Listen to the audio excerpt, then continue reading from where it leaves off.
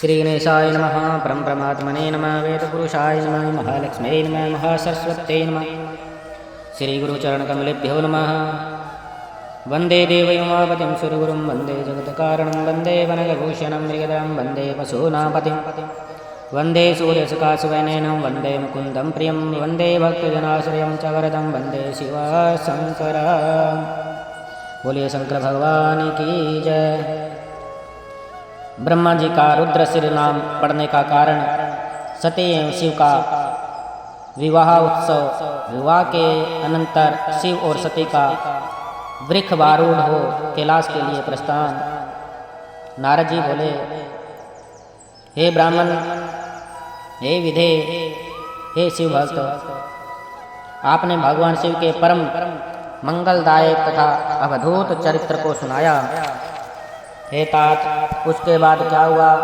चंद्रमा को सिर पर धारण करने वाले शिवजी एवं सती के दिव्य तथा संपूर्ण पाप राशि का नाश करने वाले चरित्र का वर्णन कीजिए। ब्रह्मा जी बोले, भक्तों पर अनुग्रह करने वाले शिवजी जब मेरा वध करने से विरत हो गए, तब सभी लोग निर्भय, सुखी और प्रसन्न हो गए। सभी लोगों ने हाथ जोड़कर नतमस्तक हो शंकर जी को प्रणाम किया, भक्ति पूर्वक स्तुति की और प्रसन्नता पूर्वक जय जयकार किया। हे मुने, उसी समय मैंने प्रसन्न तथा निर्भय होकर अनेक प्रकार के उत्तम स्तोत्रों द्वारा शंकर की स्तुति की। हे मुने, तत्पश्चात अनेक प्रकार की लीला करने वाले भगवान शिव प्रसन्नचित्त होकर सभी को सुनाते हुए मुझसे इस प्रकार कहने लगे। रुद्र बोले, हे ब्राह्मण, हे तात, मैं प्रसन्न हूँ, अब आप निर्भय हो जाइए। आप अपने हाथ से सिर का स्पर्श करें और संशय रहित होकर मेरी आज्ञा का पालन करें। ब्रह्मा जी बोले, अनेक लीलाएं करने वाले भगवान शिव जी की इस बात को सुनकर मैंने अपने सिर का स्पर्श करते हुए उन वृषध्वज को प्रणाम किया। मैंने जैसे ही अपने हाथ से अपने सिर का स्पर्श किया, उसी क्षण वहाँ उसी के रूप में वृक्ष वाहन स्थित दिखाई पड़े।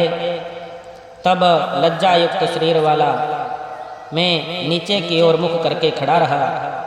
उस समय वहाँ स्थित इंद्र आदि देवताओं ने मुझे देखा। उसके पश्चात लज्जा से युक्त होकर मैं शिवजी को प्रणाम करके तथा उनकी स्तुति करके क्षमा कीजिए, क्षमा कीजिए ऐसा कहने लगा। हे प्रभु, इस पाप की शुद्धि के लिए कोई प्रायश्चित और उचित दंड कीजिए, जिससे मेरा पाप दूर हो जाए।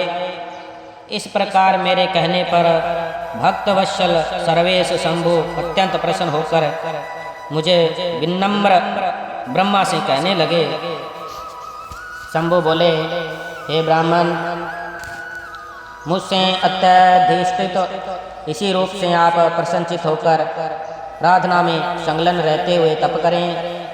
इसी से पृथ्वी पर सर्वत्र रुद्र सिर नाम से आपकी प्रसिद्धि होगी और आप तेजस्वी ब्राह्मणों के सभी कार्यों को सिद्ध करने वाले होंगे। आपने काम के वशीभूत होकर जो वीर्यपात किया है वह कृत्य मनुष्यों का है, इसलिए आप मनुष्य होकर पृथ्वी पर विचरण करें। जो तुम्हें इस रूप से देखकर यह क्या ब्रह्मा के सिर पर शिवजी कैसे हो गए, ऐसा करता हुआ पृथ्वी पर विचरण करेगा और फिर जो कौतुकवश आपके संपूर्ण कृत्य को सुनेगा वह पराई स्त्री के निमित्त किए गए त्याग से शीघ्र ही मुक्त हो जाएगा। जैसे लोग जैसे जैसे आपके इस कुकृत्य का वर्णन करेंगे, वैसे वैसे आपके इस पाप की शुद्धि होती जाएगी। हे ब्राह्मण, संसार में मनुष्यों के द्वारा आपका उपहास कराने वाला तथा आपकी निंदा करने वाला यह प्रायश्चित मैंने आपसे कह दिया। काम पीड़ित आपका जो तेज वेदी के मध्य में गिरा तथा जिसे मैंने देख लिया, वह किसी के भी धारण करने योग्य नहीं होगा। तुम्हारा जो तेज पृथ्वी पर गिरा, उससे आकाश में प्रलयंकर मेघ होंगे। उसी समय वहाँ देव ऋषि के सामने शीघ्र ही उस तेज से हे तात, सर्वत, आवर्त और पुष्कर तथा द्रोण नामक के 4 प्रकार के प्रलयंकारी महामेघ हो गए। हे मुनि श्रेष्ठ, ये मेघ शिवजी की इच्छा से गरजते हुए, जल की थोड़ी सी वर्षा करते हुए तथा भयानक शब्द करते हुए आकाश में फैल गए। उस समय घोर गर्जन करते हुए उन मेघों के द्वारा आकाश के आच्छादित हो जाने पर शीघ्र ही शंकर जी और सती देवी शांत हो गए।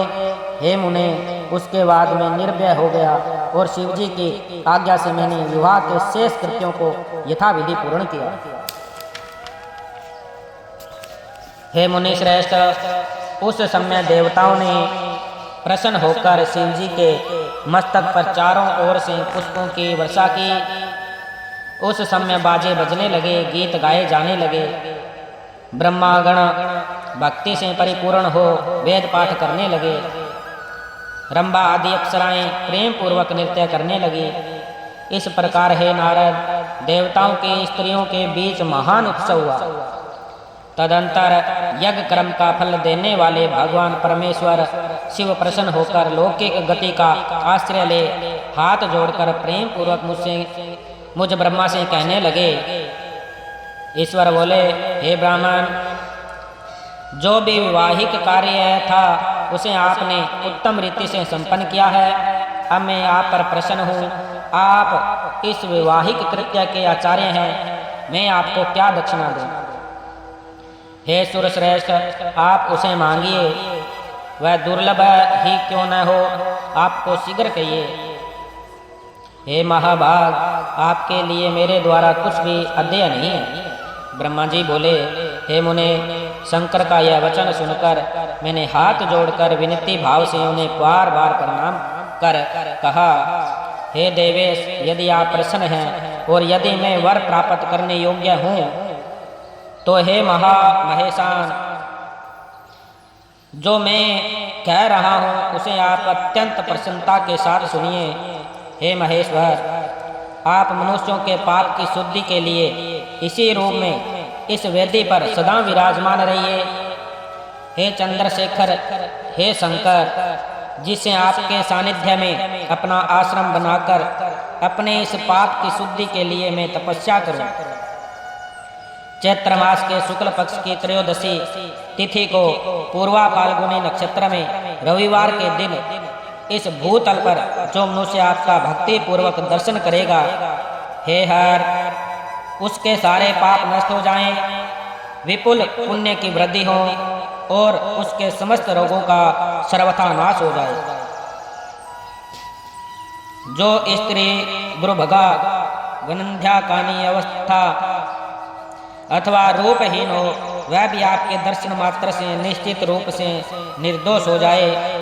ब्रह्मा जी बोले, इस प्रकार अपने तथा संपूर्ण लोगों को सुख देने वाले मुझ ब्रह्मा का वचन सुनकर प्रसन्न मन से भगवान शंकर ने तथास्तु कहा। शिव जी बोले, हे ब्राह्मण, आपके कथनानुसार मैं सारे संसार के हित के लिए अपनी पत्नी सहित इस वेदी पर सुस्थिर भाव से स्थित रहूंगा। ब्रह्मा जी बोले, ऐसा कहकर पत्नी सहित भगवान शिव जी अपनी अंश रूपिणी मूर्तियों को प्रकट कर वेदी के मध्य भाग में विराजमान हो गए। तत्पश्चात सब जनों पर स्नेह रखने वाले भगवान सदाशिव दक्ष से विदा ले अपनी पत्नी सहित सती के साथ कैलाश जाने को उद्यत हो गए। उस समय उत्तम बुद्धि वाले दक्ष ने विनय भाव से मस्तक झुकाकर हाथ जोड़ भगवान वृषध्वज की प्रेम पूर्वक स्तुति की। तत्पश्चात विष्णु आदि समस्त देवताओं, मुनियों तथा गणों ने स्तुति और नमस्कार कर प्रसन्नता पूर्वक अनेक प्रकार से जय जयकार किया। उसके बाद दक्ष की आज्ञा प्राप्त कर प्रसन्नता पूर्वक सदाशिव ने अपनी पत्नी सती को वृक्ष पर बिठाकर और स्वयं भी वृक्ष पर आरूढ़ हो हिमालय के शिखर की ओर गमन किया। मंद मंद मधुर मुस्कान वाली तथा सुंदर दांतों वाली सती शंकर जी के साथ वृक्ष पर बैठी हुई चंद्रमा में विद्यमान श्याम कांति की तरह शोभायमान हो रही थी। उस समय विष्णु आदि संपूर्ण देवता, मृत्यु आदि समस्त ऋषि एवं दक्ष प्रजापति भी मोहित हो गए तथा अन्य सभी लोग चित्रलिखित से प्रतीत हो रहे थे। कुछ लोग बाजे बजाते हुए तथा कुछ लोग सुंदर स्वर में शुद्ध तथा कल्याणकारी शिव यश का गान करते हुए प्रसन्नतापूर्वक शिव जी का अनुगमन करने लगे। कुछ दूर चले जाने के पश्चात शिव जी ने आधे मार्ग से दक्ष को प्रेम पूर्वक लौटा दिया। फिर सदाशिव गणों सहित प्रसन्नतापूर्वक अपने स्थान को चले आए। शिव जी ने विष्णु आदि सभी देवताओं को विदा भी कर दिया। फिर भी वे लोग परम भक्ति एवं प्रेम के वशीभूत हो शिव जी के साथ साथ कैलाश पर पहुंच गए। उन सभी देवताओं, गणों तथा अपनी स्त्री सती के साथ भगवान शंभु प्रसन्न होकर हिमालय पर्वत पर सुशोभित अपने धाम में पहुंच गए। वहां जाकर संपूर्ण देवताओं, मुनियों तथा अन्य लोगों का आदर पूर्वक बहुत सम्मान करके प्रसन्नता पूर्वक शिव जी ने उन्हें विदा किया। तदंतर शंभु की आज्ञा से विष्णु आदि सब देवता तथा मुनिगण नमस्कार और स्तुति करके प्रसन्न मुख होकर अपने अपने धाम को चले गए। लोक रीति का अनुगमन करने वाले शिव जी भी अत्यंत आनंदित हो हिमालय के शिखर पर अपनी पत्नी दक्ष कन्या के साथ विहार करने लगे। हे मुने, इस प्रकार सृष्टि करने वाले वे शंकर, सती तथा अपने गणों के साथ प्रसन्नता पूर्वक पर्वतों में उत्तम अपने स्थान कैलाश पर चले गए। हे मुने, पूर्व काल में स्वयंभुव मनवंतर में भगवान शिव जी का विवाह जिस प्रकार हुआ उसका वर्णन मैंने आप लोगों से किया। हे मुने, जो विवाह काल में यज्ञ में अथवा किसी भी शुभ कार्य के आरंभ में भगवान शंकर की पूजा करके शांत चित्त होकर इस कथा को सुनता है, उसका सारा विवाहिक कर्म बिना किसी विघ्न बाधा के पूर्ण हो जाता है तथा दूसरे शुभ कर्म भी सदा निर्विघ्न पूर्ण होते हैं। इस उत्तम कथा को प्रेम पूर्वक सुनकर कन्या सुख, सौभाग्य, सुशीलता, आचार तथा गुणों से युक्त हो पतिव्रता तथा पुत्रवती होती है। इस प्रकार श्री शिव महापुराण के अंतर्गत द्वितीय रुद्र संहिता के द्वितीय सती खंड में सती विवाह वर्णन नामक 20वां अध्याय पूर्ण हुआ। बोलिए शंकर भगवान की जय। ओम नमः शिवाय, ओम नमः शिवाय, हरे हरे भोले नमः शिवाय, नमः शिवाय, ओम नमः शिवाय, हरे हरे भोले नमः शिवाय। जटाधराय शिव जटाधराय, हरे हरे भोले नमः शिवाय, नमः शिवाय, ओम नमः शिवाय, हरे हरे भोले नमः शिवाय। गंगाधराय शिव गंगाधराय, हरे हरे भोले नमः शिवाय, नमः शिवाय, ओम नमः शिवाय, हरे हरे भोले नमः शिवाय। त्रिशूलधराय शिव त्रिशूलधराय, हरे हरे भोले नमः शिवाय, नमः शिवाय, ओम नमः शिवाय, हरे हरे भोले नमः शिवाय। डमरूधराय शिव डमरूधराय, हरे हरे भोले नमः शिवाय, नमः शिवाय, ओम नमः शिवाय, हरे हरे भोले नमः शिवाय।